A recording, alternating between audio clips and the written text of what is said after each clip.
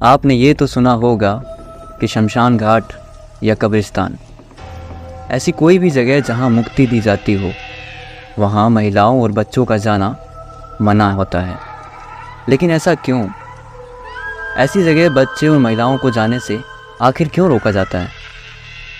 कहीं ऐसा तो नहीं इनका ऑरा कमज़ोर होता हो, जिसकी वजह से किसी भी प्रेत आत्मा इन्हें अपने वश में कर सकती हो?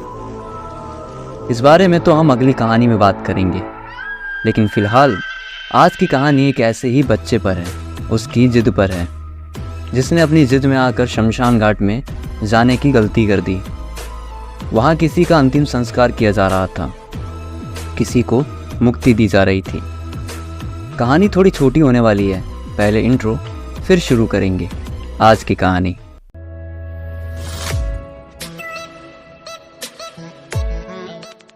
ये कहानी रवि की है। उस वक्त रवि की उम्र 14 साल की थी और इस घटना के करीब 6 साल हो चुके हैं। परिवार में रवि के मम्मी पापा, रवि और एक छोटा भाई और एक छोटी सी बहन है। रवि अपने भाई बहनों में सबसे ज़्यादा शरारती था। ये अक्सर अपने भाई बहनों को भूतों की बनावटी कहानियाँ बनाकर सुनाया करता था, उन्हें डराया करता था। रवि की स्कूल से भी काफ़ी शिकायतें आती थी कि ये वहाँ भी बच्चों को कहानियाँ बनाकर सुनाता है, उन्हें डराता है। कि उसे स्कूल के कॉरिडोर में कोई नज़र आया, उसने सामने वाले पेड़ के नीचे किसी को खड़ा देखा, बस ऐसी ही कुछ बनावटी बातें बनाकर ये सबको सुनाया करता था। घर में मम्मी पापा ने भी इसे काफ़ी समझाया कि ये सही नहीं है, ऐसा मजाक नहीं करते, इसे खूब डांटा भी, लेकिन इसकी आदत कभी नहीं सुधरी। कुछ वक्त बाद इनकी स्कूल की छुट्टियां पड़ी तो इन्होंने प्लान बनाया कि गांव चलते हैं। वैसे आपको बता दूं कि ये रहते तो बेंगलोर में हैं, लेकिन इनका गांव उत्तर प्रदेश में वाराणसी के पास है। और यहाँ गांव में रवि के दादा दादी और इनके चाचा का परिवार साथ रहता था। इन सब ने प्लान बनाया और रवि को समझाया कि यहाँ जैसे हरकतें करता है वैसे गांव में बिल्कुल भी मत करना। अगर गांव में जरा सी भी शिकायत आई तो उसी वक्त तुझे लेकर हम बेंगलोर वापस आ जाएंगे। ये लोग अपने गांव पहुंचे, वहाँ की शांति और सुकून के बीच। दिन भर तो मिलते जुलते में आराम से बीत गया। रात में जब ये सो रहे थे तो दादाजी ने कहा कि मैं खेत में जाकर सोऊंगा, वहाँ खेती की देखभाल भी करनी है, तो तुम लोग यहाँ आराम से सो जाओ। तब रवि ने जिद की कि उससे भी वहाँ दादाजी के साथ खेत में जाकर सोना है। घर में सबने मना किया, लेकिन जब वो नहीं माना तो दादाजी उसे अपने साथ ले गए। रात में ये दादाजी को वैसे ही बनावटी भूतों वाली कहानियाँ सुनाने लगा। पहले तो दादाजी को ये ठीक नहीं लगा कि इस उम्र में ऐसी चीज़ें नहीं करनी चाहिए, और अभी तो ये बच्चा है, इसे पता ही क्या है। लेकिन फिर दादाजी सो गए और उसकी बातें चलती रही। सुबह हुई और दादाजी रवि को घर लेकर पहुंचे। दिन में जो रवि के पापा और दादाजी साथ बैठे थे, तब दादाजी ने रवि के पापा से पूछा, तुम लोग रवि को समझाते क्यों नहीं हो? वो किन चीज़ों को लेकर मजाक बनाता है, ये बहुत बुरी आदत है। तब रवि के पापा ने कहा कि ये अपने भाई बहनों को भी ऐसे ही डराता है, स्कूल में भी इसकी बहुत शिकायतें आती है। अब क्या करें, कितना समझाएं इसे, समय के अनुसार सब कुछ ठीक हो जाएगा। सोचकर यहाँ इस बात को जाने दिया गया। अब होता क्या है कि अगले दिन दादाजी के एक बहुत प्रिय और बहुत पुराने मित्र थे जो गुजर गए। दादाजी तक जब ये सूचना पहुंची तो ये सब उनके आखिरी सफ़र में शामिल होने के लिए चले गए। ये दादाजी के बहुत पुराने दोस्त थे और बचपन से साथ रहे, एक ही गांव में रहे, न जाने कितने सुख दुख साथ मिलकर देखे। तो दादाजी उनके जाने से थोड़ा उदास थे, पर यह तो जीवन का अंतिम सच है जिसे स्वीकार करना ही पड़ता है। अब इन्हें शमशान घाट की ओर ले जाया जा रहा था, तो रवि ने भी अपने दादाजी के साथ जाने की जिद करने लगा। यहाँ सबने इसे खूब समझाया, खूब रोका, लेकिन ये बस रट लगाए बैठा था कि इसे भी दादाजी के साथ जाना है। अंत में थक हार कर दादाजी रवि को साथ ले गए। आपको याद होगा ना, मैंने शुरुआत में कहा था कि शमशान घाट या कब्रिस्तान, ऐसी कोई भी जगह, यहाँ महिलाओं और बच्चों का जाना सख्त मना होता है। फिर यहाँ रवि के साथ आगे क्या होगा?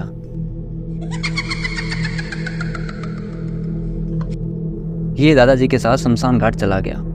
वहाँ इसने वो सब कुछ देखा, चिता का जलना, उसके बाद वहाँ का सारा क्रियाक्रम। आपको पता ही होगा कि शमशान घाट अगर किसी की मुक्ति में शामिल होने के लिए जाया जाता है तो वहाँ से लौटते वक्त मुंह हाथ को धोया जाता है, मुंह को कड़वा किया जाता है, मतलब नीम के पत्ते चबाए जाते हैं, मुंह का स्वाद बिगाड़ा जाता है। और आगे चलते वक्त कुछ कंकड़ पीछे की ओर फेंके जाते हैं और वापस घर जाते वक्त पीछे मुड़कर नहीं देखा जाता। वैसे अगर मुझसे कोई गलती हुई हो या कुछ चीज़ें मैंने नहीं बताई हो तो आप मुझे कमेंट करके वो चीज़ें बता सकते हैं। जब ये सब शमशान घाट से बाहर निकल रहे थे तो रवि को भी यही सब करने को कहा गया, लेकिन यहाँ रवि ने ना तो नीम के पत्ते चबाए, ना ही कंकड़ पीछे फेंके। और शमशान घाट से घर जाते वक्त इसने पीछे मुड़कर एक बार देख लिया। अब सोचिए यहाँ इसे ऐसा क्या दिखा होगा। इसने पीछे मुड़कर देखा तो दादाजी के जो दोस्त थे, जिनको यहाँ अभी अभी कुछ देर पहले मुक्ति दी गई थी, वो और उनके साथ कोई और भी था, जिसका चेहरा एक तरफ से थोड़ा जला हुआ था। ये दोनों शमशान घाट के गेट पर खड़े रवि को देख रहे थे। रवि ने जब इन दोनों को देखा तो वो डर गया और अपने दादाजी का हाथ एकदम से जोर से पकड़कर आगे आगे चलने लगा। दादाजी ने उससे पूछा तो उसने कुछ भी नहीं बताया। ये लोग यहाँ अपने अपने घर चले गए। रात में सब खाना खाकर जब सो रहे थे तब रवि अचानक से उठ गया और ज़ोर ज़ोर से चिल्लाने लगा। उसकी आवाज़ सुनकर मम्मी पापा और दादाजी उसके कमरे में आए और पूछा तो उसने कहा कि मुझे वो दादाजी नज़र आ रहे हैं जिन्हें हम शमशान घाट छोड़ कर आए थे।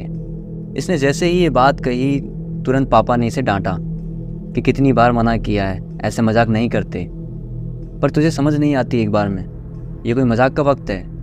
यहाँ रवि कैसे बताए कि उसे सच में आज प्रेत दिख रहे हैं। दादाजी ने भी रवि को कहा कि बेटा इतनी बदमाशी सही नहीं और ये मजाक का विषय नहीं है, अब सो जाओ कहकर सब अपने अपने कमरे में चले गए। और जैसे ही दरवाज़ा बंद हुआ रवि को वो दोनों फिर से नजर आने लगे। हालांकि ये सिर्फ रवि के सामने थे, रवि को देख रहे थे, उसे परेशान नहीं कर रहे थे। लेकिन ये तो प्रेत है ना, और जब प्रेत सामने हो तो अच्छे अच्छों की पैरों तले जमीन खिसक जाती है।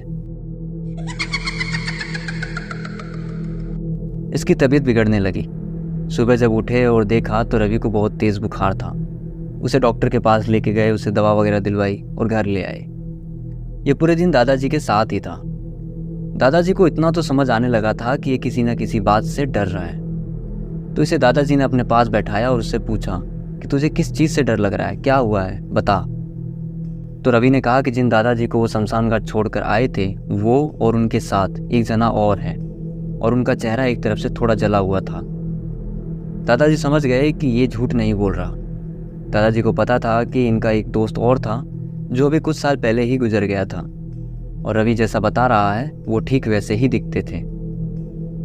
दादाजी ने कहा कि क्या तुझे वो दोनों अब भी दिख रहे हैं? रवि ने बाहर वाले दरवाजे की ओर इशारा करते हुए कहा कि वो लोग वहाँ खड़े हैं। जैसे ही रवि ने इशारा किया उनकी रसोई में बहुत तेज़ आवाज़ हुई, जैसे सारे बर्तन नीचे गिरे हों। अंदर जाकर देखा गया तो वहाँ एक भी बर्तन नीचे नहीं गिरा था। दादाजी को समझते देर न लगी कि अब यहाँ शायद कोई ना कोई खेल शुरू होने वाला है। देर न करते हुए दादाजी रवि को लेकर शमशान घाट गए और वहाँ एक बाबा रहा करते हैं। उनसे जाकर सारी बात बताई। पहले तो उन्होंने डांटा कि बच्चे को शमशान भूमि या कब्रिस्तान में लाना मना है, पर अब जब ये सब हो ही चुका है तो अब इसमें क्या कर सकते हैं। फिर वहाँ बाबा जी ने एक पूजा की और रवि को तिलक करते हुए कहा, बेटा अब देख और देख कर बता कि तुझे वो कहाँ नजर आ रहे हैं। तो रवि ने उस ओर इशारा करते हुए कहा जहाँ उन्हें मुक्ति दी गई थी। वो दोनों वहीं खड़े थे। बाबा ने कहा, जाओ अब घर जाओ, ये दोनों तुम्हारे पीछे नहीं आएंगे। उस दिन के बाद से रवि ने ऐसी कहानियाँ बनाना बंद कर दिया, क्योंकि उसे प्रेत की वो झलक कभी भूले नहीं भूली। इसलिए शायद कहा जाता है कि कब्रिस्तान या शमशान भूमि या ऐसी कोई भी पवित्र जगह जहाँ इंसान को मुक्ति दी जाती है, ऐसी जगह पर महिलाओं और बच्चों का जाना सख्त मना है। आज की कहानी में सिर्फ इतना ही। ये कहानी आपको कैसी लगी हमें मैसेज या कमेंट करके ज़रूर बताइएगा, और अगर ये कहानी आपको पसंद आई तो इसे औरों तक शेयर कीजिएगा। आपसे फिर मुलाकात होगी एक बार फिर एक नई कहानी या एक नए किस्से के साथ में। तब तक के लिए बने रहिए JS डायरी पे। मेरा नाम है आकाश।